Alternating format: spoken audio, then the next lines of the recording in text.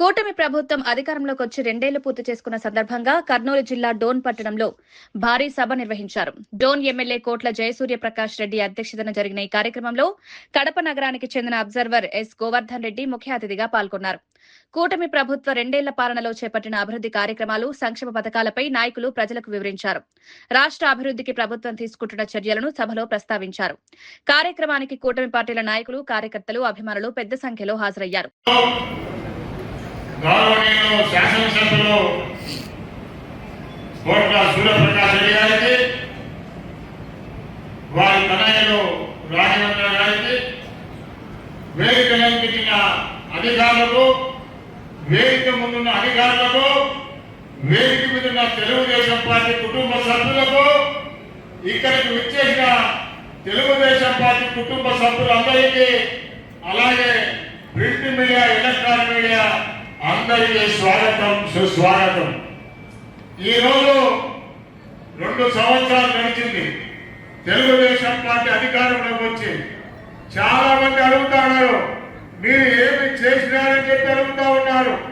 ఒక పక్క గొడ్డల పార్టీ మేము అడుగుతా ఉన్నాం, గతంలో 19 నుంచి 24 వరకు నువ్వు ఏదైనా ఒక చిన్న అభివృద్ధి కార్యక్రమం చేసినావా అని అడుగుతా ఉన్నాం. ఒక్క ఉద్యోగం ఏమైనా ఇచ్చినావా అని అడుగుతున్నాం. పిఎస్సీలో కానీ, పోలీస్ శాఖలో కానీ ఎక్కడైనా ఇచ్చినావంటే నేను 1,30,000 ఉద్యోగాలు సచివాలయంలో ఇచ్చినా అంటారు. ఆ ఉద్యోగాలన్నీ కూడా మరి వాళ్ళకి రిజర్వేషన్ లేదు, ఎవరు ఎగ్జామ్ పెట్టారో తెలియదు, వాళ్ళకి సర్టిఫికెట్ ఉన్నాయో తెలియదు, వాళ్ళు డిగ్రీ పాస్ అయినారో తెలియదు. ఎవరికి ఎటువంటి యాక్షన్ లేకుండా ఎవరి సిఫార్సుతో, ఎవరు డబ్బిస్తో వాళ్ళందరికీ ఉద్యోగాలు వేసి పడేసినారు. అది వాళ్ళ జీవిత చరిత్ర. అందుకే ప్రజలందరూ కూడా ఆలోచించి వాళ్ళను 11 సీట్లకు పరిచయం చేశారు. అందుకే నేను ఎక్కడైనా సభలో చెప్తా ఉంటా, వాళ్ళ గురించి మనం ఎంత తక్కువ మాట్లాడితే అంత మంచిది.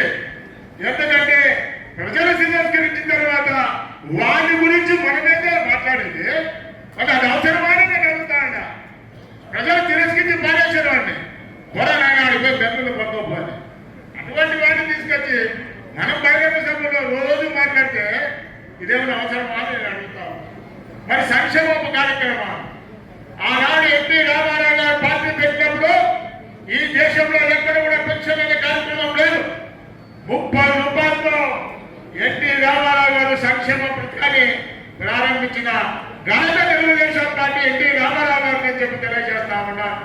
అదేవిధంగా ఆ కాలంలోనే సంక్షేమం అందించాలని ఎన్టీ రామారావు గారు 2 రూపాయల కిలోమీటర్ పాస్పోర్ట్ 50 రూపాయలకు సగం చేరని ధరకి చీరా దోవతి ఇవ్వడం జరిగింది. పక్కా గృహ నిర్మాణాన్ని ప్రారంభించింది తెలుగుదేశం పార్టీ అని చెప్పి ఘంటాపదంగా తెలియజేస్తా ఉన్నారు మీ అందరికీ కూడా. అంతకుముందు గుడిసెలు వేసేవాళ్ళు, ఒక ఆయన పేరు ఉంది గుడిసెల వెంకటస్వామిని. 100 గుడిసెలు వేసేది, డబ్బులు రాజేసేది, మొత్తం గుడిసెలు మాయమైపోతాయి, ఇలాంటి కాలిపోయింటాయి. ఇది వాళ్ళ సంస్కృతి. కాబట్టి ఏదైనా సరే ఇవాళ మనం చెప్పింది 10 మందికి తెలియాలి, మనం చేసింది 10 మందికి చెప్పాలి. ఎందుకంటే మనం చెప్పుకోలేకపోతే మనమే బలహీనపడిపోతాం. ఎందుకంటే మనం చేసింది చెప్పాలని చెప్పేసి చంద్రబాబు నాయుడు పదే తెలియజేస్తా ఉంటాడు. అందులో భాగంగా ప్రతి నెల ఏదో ఒక బిల్డింగ్ ఓపెన్ చేయాలని ప్రతిక్షేపంలో ఉన్నారు.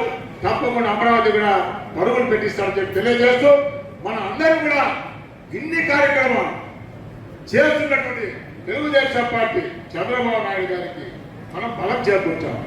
ఆ బలం చేకూర్చాలంటే రాబోయే కాలంలో తొందరలోనే ఆగస్టు తర్వాత ఎప్పుడైనా సరే స్థానిక సమస్యలు ఎన్నికలు రాబోతా ఉన్నాయి. మీరందరూ కూడా సిద్ధంగా ఉండాలా. మిమ్మల్ని చూసి గొడ్డల పార్టీ భయపడాలా. ఎవరైనా అయిపోతే నామినే చేస్తే మమ్మల్ని ఏమో చేస్తారా, మనకి ఎందుకు ఈ ఎలక్షన్స్, ఇంట్లో మనకి 10 రూపాయలు మిగులుతానని చెప్పేసి ఆ భావన కల్పించాలి. కాబట్టి స్థానిక సమస్యలు తెలుగుదేశం పార్టీ బావుట ఎగరవేలా, తెలుగుదేశం పార్టీ జెండా ఎగరాలని చెప్పేసి నియోజకవర్గంలో మీ అందరినీ కోరుతా ఉన్నా. ఇప్పుడు ఒక ఆయన మాట్లాడారు, సూర్యప్రకాష్ రెడ్డి గారికి చదవమని ఆశిస్తారు కావాలని. అయ్యా మీకు టికెట్ ఇచ్చినప్పుడే మీకు అర్థం కాలేదా కోట్ల ఫ్యామిలీ అంటే ఏమో?